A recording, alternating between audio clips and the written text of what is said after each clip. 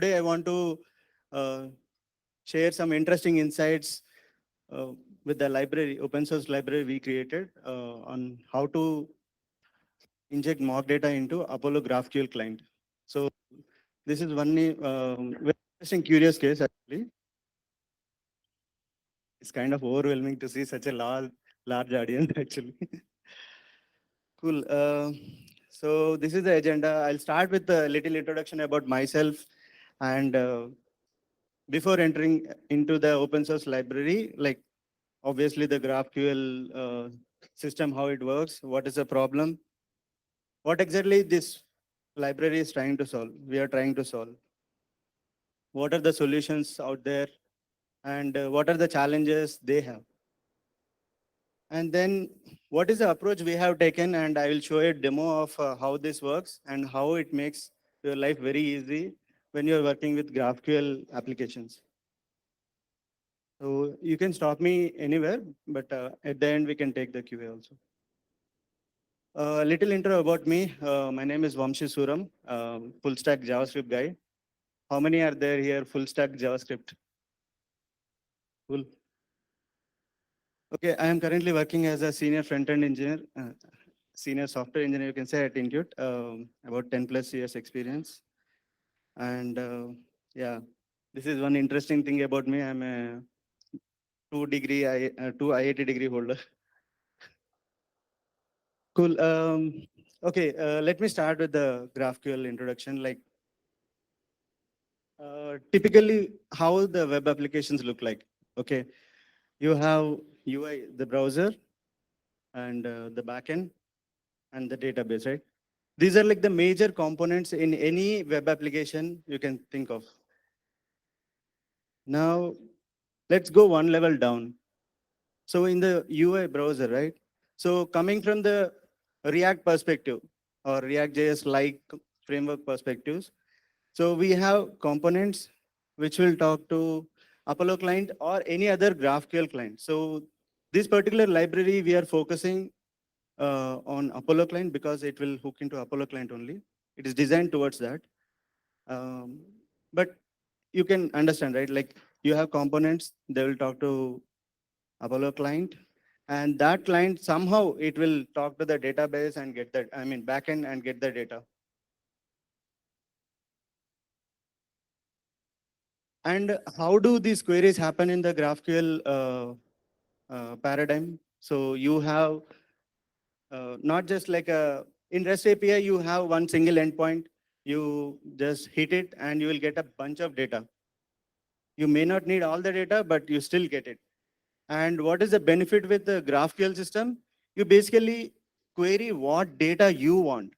You give the hierarchical structure of that data from the schema, and you will get such data.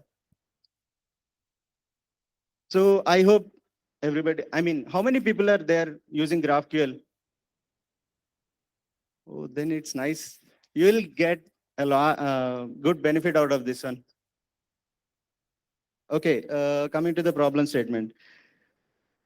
So, so you see here we have components talking to Apollo client, and somehow the data is traveling in this network. Okay, but where do you have the control on the data?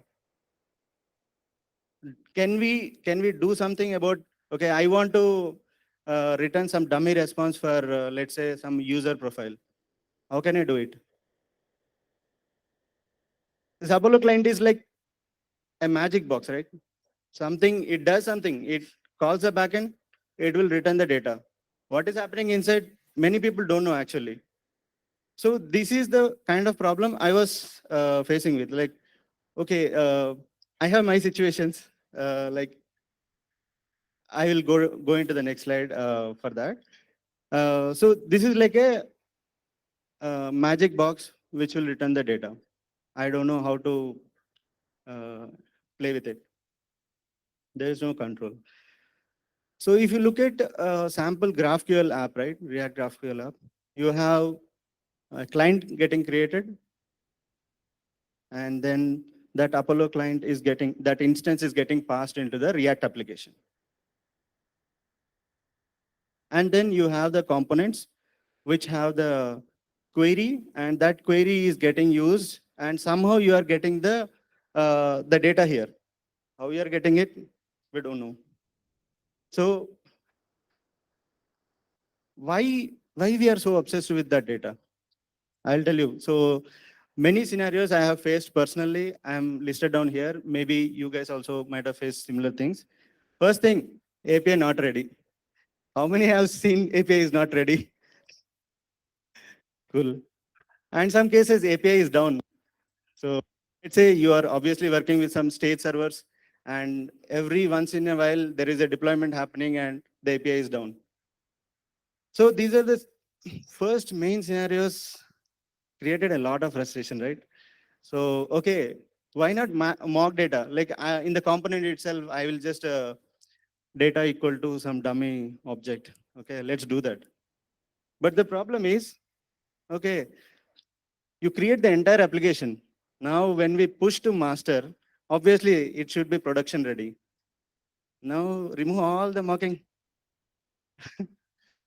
And many cases, what happens is like you are working in a mission team, right? You are working with some other teams. And those teams, obviously, first of all, writing good code itself is a challenge. And getting that to accept by them is another challenge in the PR reviews, everything, right? Now, tell them that, okay, dude, it's only small mock data, let it be. It's not going live also. No. So this is a big challenge, right? Always the master code should be production ready.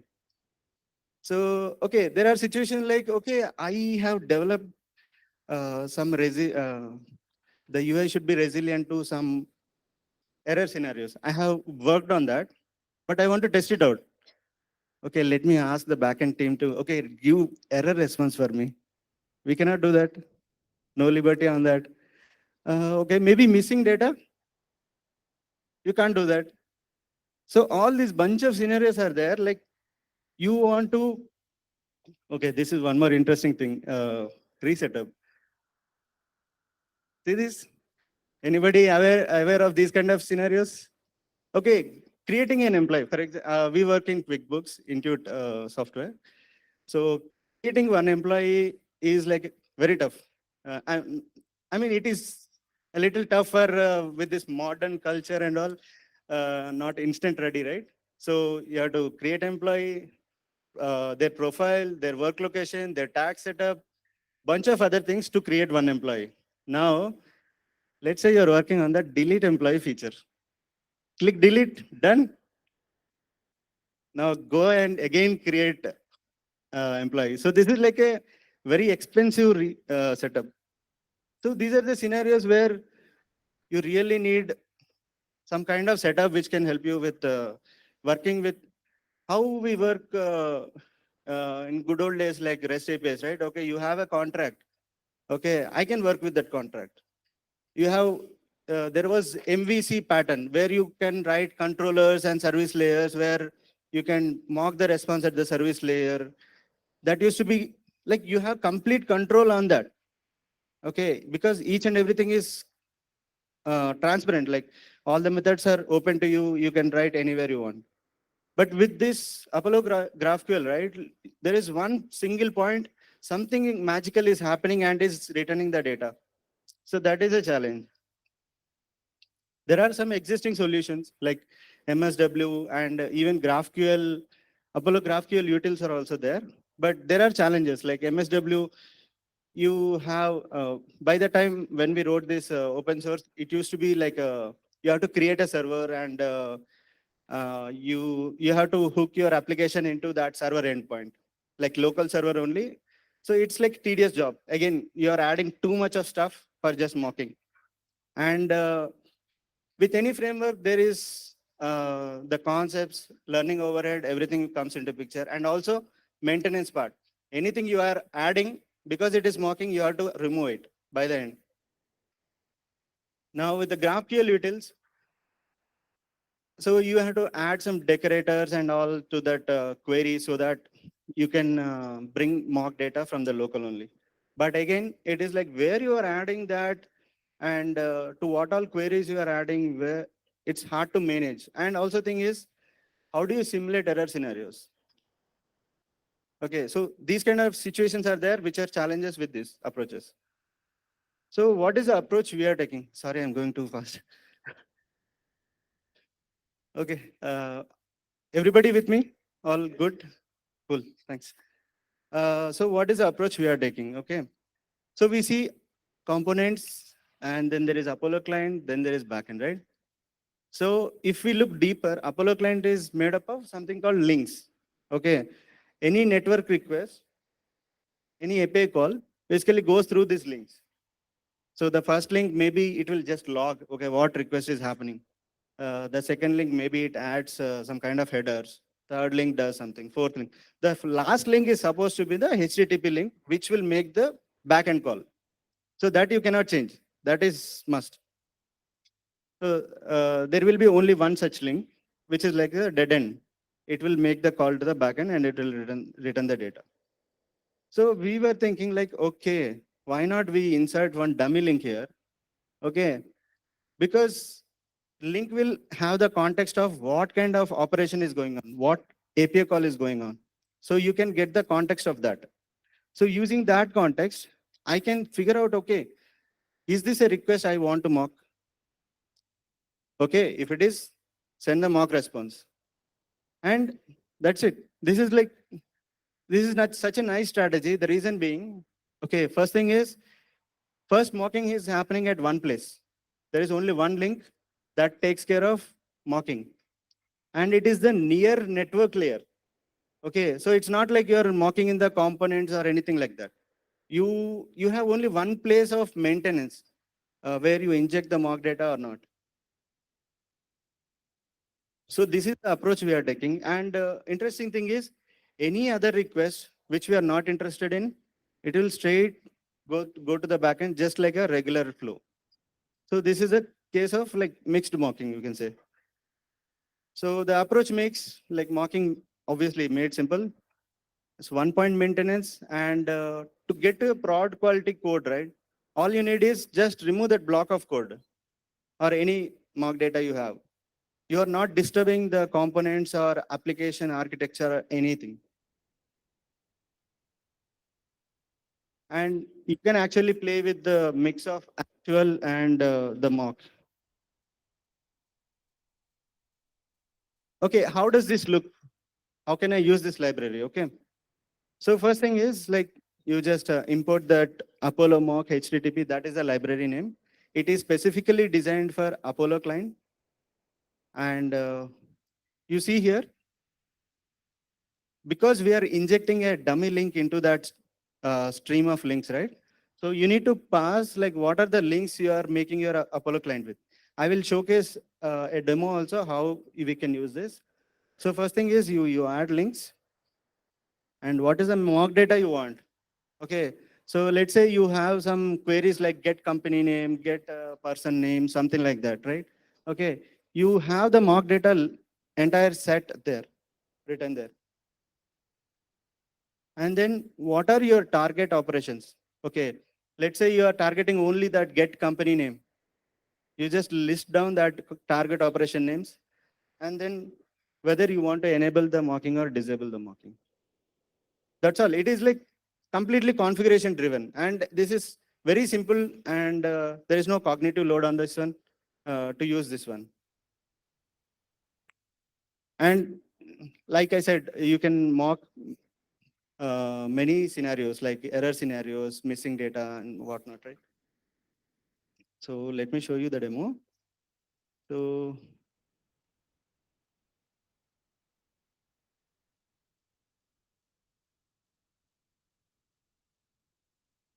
okay, you see here, let me start with explaining how this application is structured, right? Okay, so basically this is a React application which has, can you guys see it? 1 second.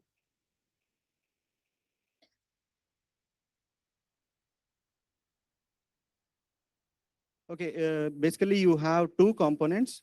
One is continents, the other one is countries. Okay, the first on the top of the UI, you see the continents, and the second one is the countries. Okay. How is it written? So you have a bunch of links. Basically, One link is where you have the HTTP GraphQL endpoint. Okay, that link is getting used to create a client. Just like I showed in the previous slides. So client creation is happening and passed on. Now, how I am injecting this? You see here, inject mock. Okay, target operations, get country. I'm focusing on only the country query. So mock data is here. So this is the mock data. Whenever a get country call happens, let me clear this out.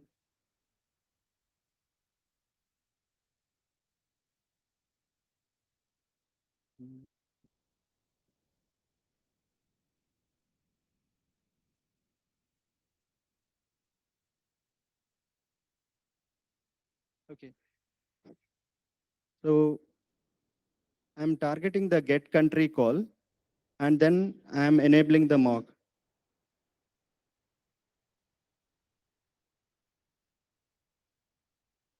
Let's start with disable the mock first.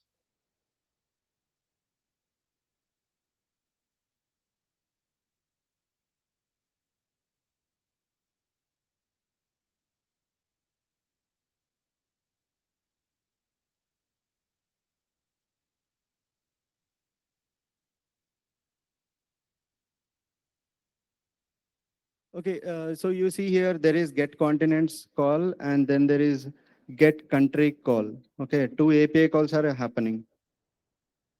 Okay, now I enable the mock.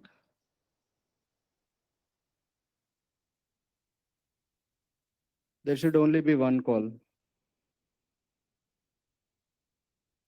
This is some other not related. Okay, so here you see get continents call. This is just an options call. So you see here, basically the data is more, and you are actually mimicking the backend. See, if I reload it, see, you see the loading experience also. Okay, so there is a default time setup as 2 seconds. So after 2 seconds, it will return the data. So till that time, you will see the loading. And if you want to, let's say, simulate the error scenarios, right? So I just here errors. Let me make this as data one, something else.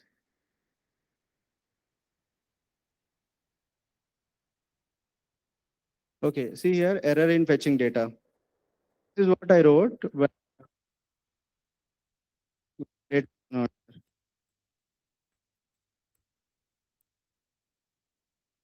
uh, cool.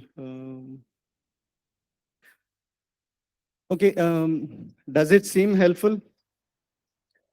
Cool. Okay, I will give you, so we know about this library, how to mock data. Okay, obviously there must be some scenarios and how you can take advantage of this one. So couple of recipes. Let's say you are working on a new feature. Okay, your API is not ready, obviously, and then basically you when you branch out and work as a team, you can set up a common mocks file and then you can actually use it. And this way, also, there is a ability to add mock data into local storage and use that. Let's say if you have static data, okay, you can actually release the UI itself. This module is a very small module, and you can actually use it in prod also. Like if it is a static data, later it might be converted as a dynamic data. In that case, also you can use this kind of release with feature flag, and then once it is when the backend is ready, right? Okay, you just turn off the flag. Then the actual request go to the backend.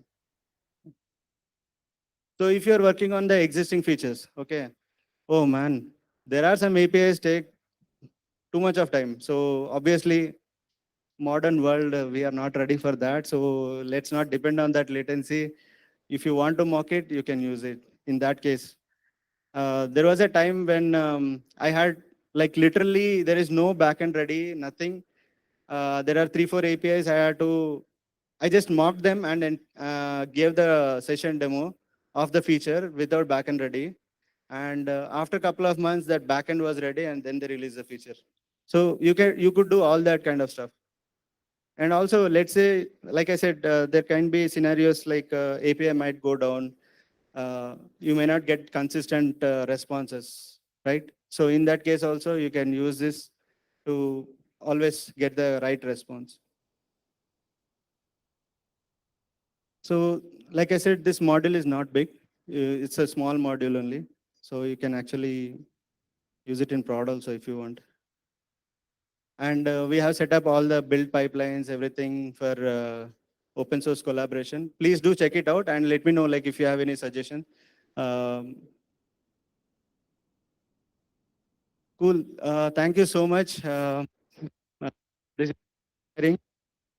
See all guys here, and thank you for taking your valuable time to come here and listen to me and everybody. Thank you so much.